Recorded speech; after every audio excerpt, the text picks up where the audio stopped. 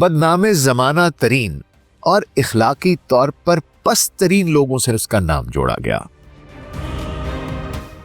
जिसने अपने ओहदे को जाती और खानदानी मफादात के लिए बेधड़क इस्तेमाल किया, पैसे लेकर बड़े से बड़े मुजरिमों को माफ कर दिया, पर कोई उसका कुछ नहीं उखाड़ सका। जिसने जिन कंपनियों में इन्वेस्ट किया उन्हें ही नवाजा, ठेके शेके दिए, अपने बेटों और दामाद की कंपनियों को अरबों के वायदे करवाए। जिसने टोपियां, जूते, घड़ियों से लेकर प्रॉपर्टी तक और प्रॉपर्टी से लेकर क्रिप्टो तक कोई कारोबार नहीं छोड़ा। जिसके खिलाफ मुकदमे हुए तो कुछ साबित ना हुआ, साबित हुआ तो आउट ऑफ कोर्ट सेटलमेंट्स हो गई।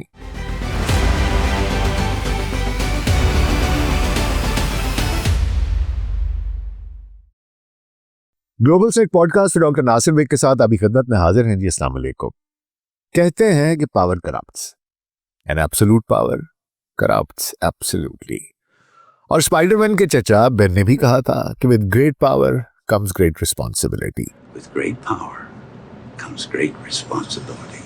और ऐसी पावर आमतौर पर सरबराहाने मुमलिकत के पास ही हुआ करती है।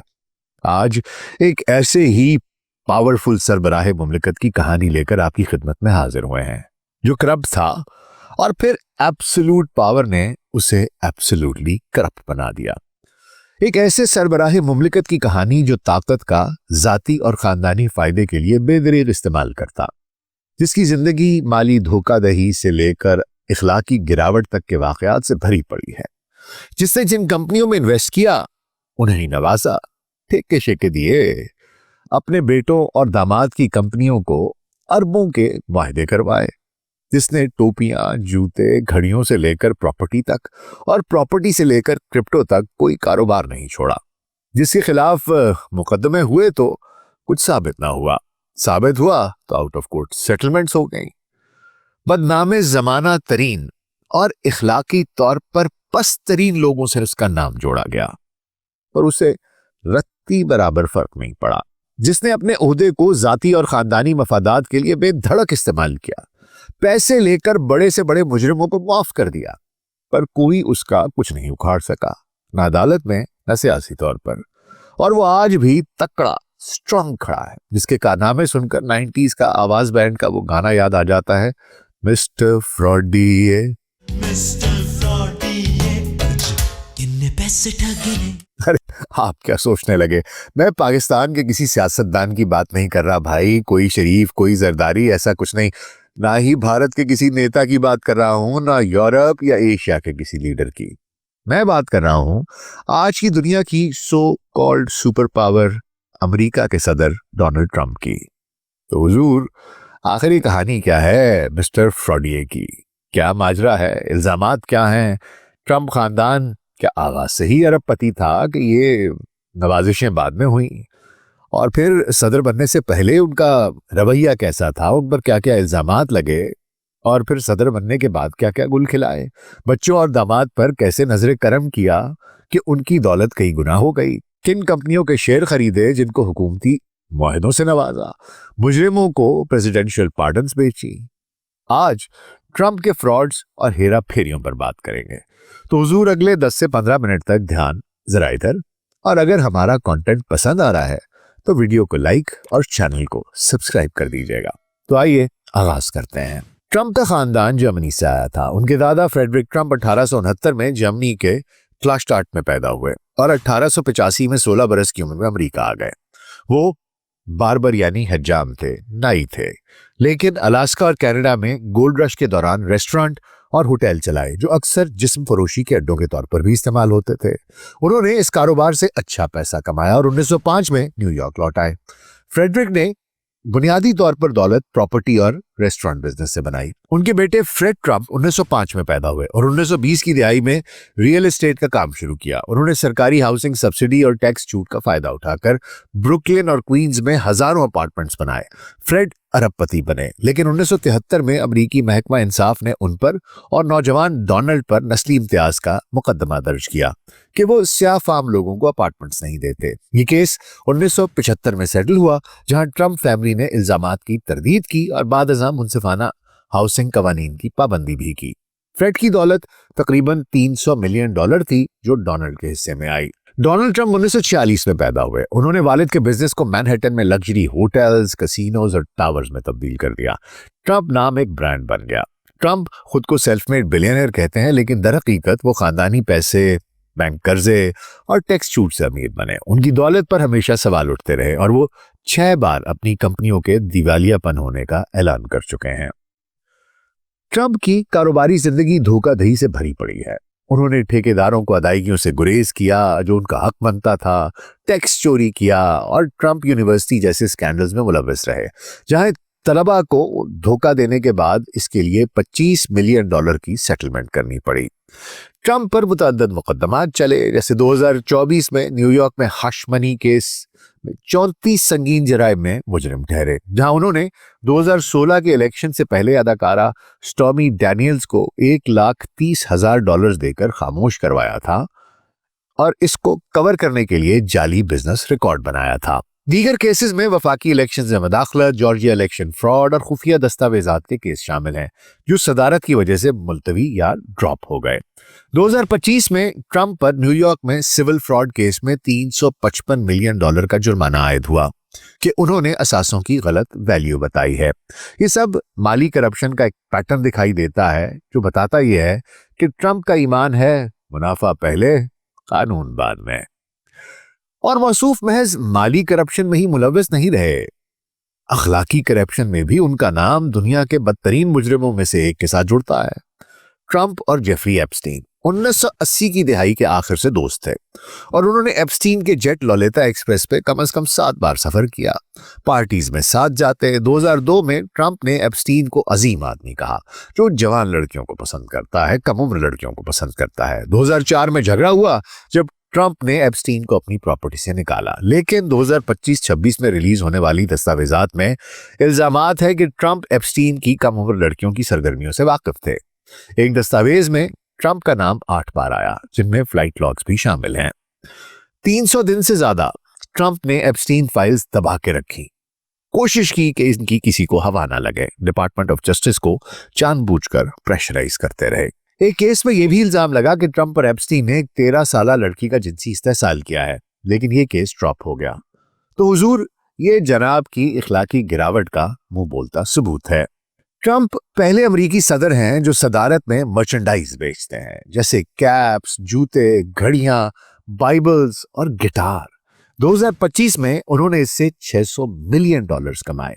सिर्फ यही नहीं, ट्रंप की पॉलिसियों से उनकी फैमिली को बराह रास्त फायदा हुआ। अहम ट्रेड मज़ाकरात के दौरान इवांका ट्रंप के चाइना में 18 ट्रेडमार्क्स मंजूर हुए। ट्रंप ने जाती तौर पर $51 मिलियन इन कंपनियों के बॉन्ड्स में इन्वेस्ट किए, जिनको ट्रंप के फैसलों से बराह रास्त फायदा हुआ, जैसे नेटफ्लिक्स, एंट्री ट्रस्ट केस जो ट्रंप ने रिव्यू करना है।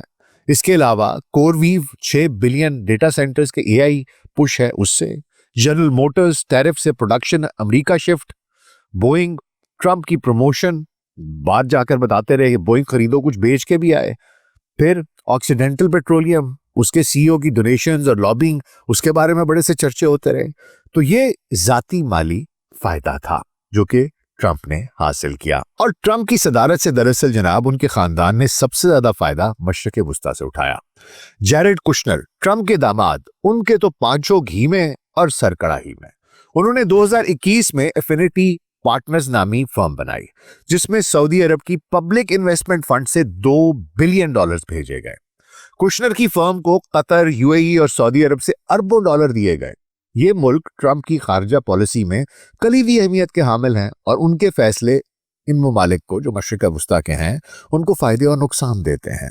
2025 में कुशनर ने सऊदी फंड के साथ $55 बिलियन से इलेक्ट्रॉनिक आर्ट्स नामी वीडियो गेम कंपनी खरीदने की डील की। ये उस साल की सबसे बड़ी प्राइवेट इक्विटी डील है।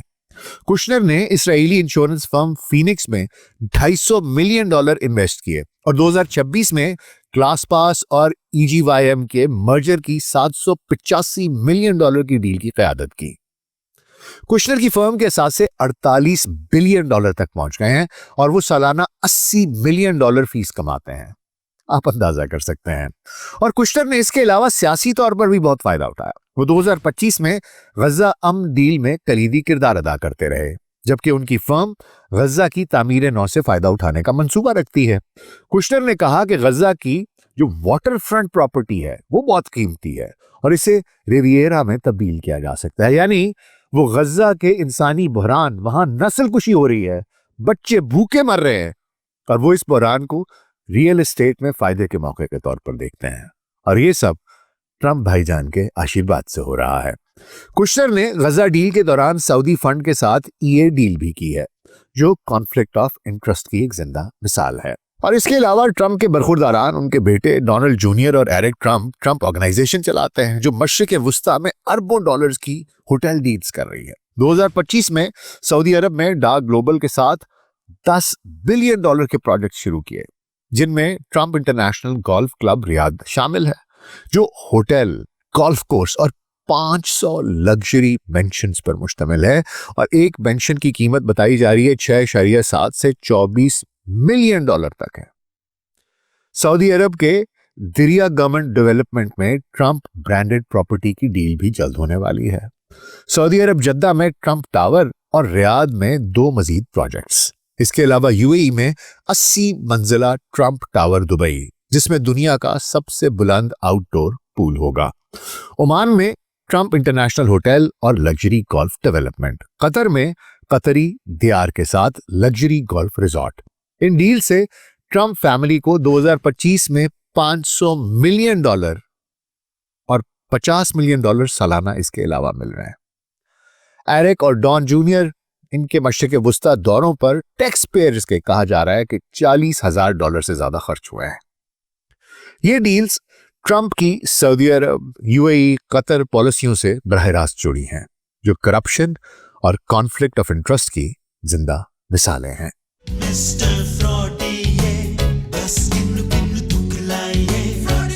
खैर, प्रॉपर्टी तो ट्रंप का एक फैमिली का काम है, उनका पुराना धंधा है, लेकिन इन्होंने नया धंधा, टेक्नोलॉजी का धंधा, क्रिप्टो भी, उसको भी नहीं छोड़ा। ट्रंप फैमिली ने इनकी क्रिप्टो कंपनी है जिसका नाम वर्ल्ड लिबर्टी फाइनेंशियल है, और कहा यह जाता है, इल्जाम ये लगाया जाता है कि जानबूझकर रेगुलेशंस और मयार को रद्दोबदल उसमें की गई और उसके मयार को नीचे लाया गया ताकि इनका बिजनेस शुरू हो सके। और 2026 में पाकिस्तान की SC फाइनेंशियल टेक्नोलॉजीज के साथ US-T1 स्टेबल कॉइन का MOU साइन किया गया, जो क्रॉस बॉर्डर पेमेंट्स के लिए है, यानी रियासती ताकत का इस्तेमाल करके जाती क्रिप्टो बिजनेस को फायदा पहुंचाया गया। इसके अलावा एक बड़ी मजेदार टेक्नोलॉजी है पे टू प्ले क्लब। इसके अलावा पार्डन्स हैं और ट्रंप तक रसाई, उसकी भी कीमत लगती है। ट्रंप फैमिली ने पे टू प्ले क्लब बनाया, जहां अमीर लोग व्हाइट हाउस तक रसाई खरीदते हैं। जी हां, पैसे दें, ट्रंप से मुलाकात कर लें, दुनिया का ताकतवर तरीन इंसान। दौलत के बदले पार्डन्स। एक पार्डन को सिर्फ एडवोकेट करने का $1 मिलियन। अब सदर के पास ये इख्तियार होता है कि वो किसी भी मुजरिम को, सजा याफ्ता मुजरिम को पार्डन कर सकता है, माफ कर सकता है। $1 मिलियन कीमत बताई जा रही है अगर आपने सिर्फ अपना केस जाकर डोनाल्ड ट्रंप के सामने प्लीड करना है। इसमें गारंटी नहीं है कि वो माफी मिलेगी कि नहीं मिलेगी। $1 मिलियन, जबकि असल पार्डन की कीमत इससे कहीं ज्यादा है। और इसके एवज जो औरतों और बच्चों पर तशद्दुद, ड्रग स्मगलिंग और सेलिंग और फ्रॉड के मुजरिमों को माफी पेश दी जाती है। अमीरों को शहरियत बेची जाती है और टैक्स पैसे अपने बच्चों और दोस्तों के $1 बिलियन बिजनेसेस में डाल दिए जाते हैं। ट्रंप ने एक और बड़ा मजेदार काम किया, वो प्रेसिडेंशियल लाइब्रेरी को रिश्वत देने के तरीके के तौर पर टूल बना लिया। पैरामाउंट से $16 मिलियन की बोगस सेटलमेंट की, कतर से $400 मिलियन प्राइवेट जेट वसूल किया। और ट्रंप वहीं नहीं रुके, उन्होंने व्हाइट हाउस को टेस्ला का शोरूम बना लिया, इलॉन मस्क को फायदा पहुंचाया, नया बॉलरूम और कॉरपोरेशन से डोनेशंस लिए सियासी फेवर्स के बदले। और ये सब कुछ करते हुए ट्रंप ने इस बात को यकीनी बनाया कि कानून में जो इंसाफ और एथिक्स है वो कहीं उनके ऊपर हमलावर ना हो सके। एथिक्स वॉचडॉग्स नजरअंदाज किए, जस्टिस डिपार्टमेंट का पब्लिक इंटेग्रिटी सेक्शन खत्म ही कर दिया, अटॉर्नी जनरल को दुश्मनों की झूठी तहकीकात करने का हुक्म इसके अलावा दे दिया। कैबिनेट में ऐसे लोग रखे जिनके बिजनेस कॉन्फ्लिक्ट्स थे, और एक तरफ तो ट्रंप और उनकी खानदान का बिजनेस जो है वो आसमान से बातें कर रहा है, और दूसरी तरफ अमेरिका और उसकी आवाम और अमेरिका की मईशत की बुरी हालत है। कैसे? 1.17 मिलियन नौकरियों का नुकसान हुआ है। 43 दिन तक गवर्नमेंट शटडाउन हुआ है, जो अमेरिका की हिस्ट्री का सबसे बड़ा शटडाउन है। $1200 फी घर टैरिफ लागत है। 50 दिन तक एक रिप्रेजेंटेटिव को स्वेर इन करने से इनकार किया गया। ट्रंप सदारत के दौरान 79 दिन तक गोल्फ खेलते रहे, और हेल्थ केयर में तारीख का सबसे बड़ा कट पड़ गया। यानी एक गरीब अमरीकी अब अपना इलाज भी नहीं करा सकता, अपने बच्चों को दवाएं भी नहीं लेकर दे सकता। मामला कुछ यूं है हुजूर, आखिर में एक मुख्तसर सा तज्जिया कर देता हूं कि ट्रंप ना सिर्फ माली तौर पर करप्ट है, बल्कि उनके फैसलों पर सियासी बदनीयती का शुबा भी गुजरता है।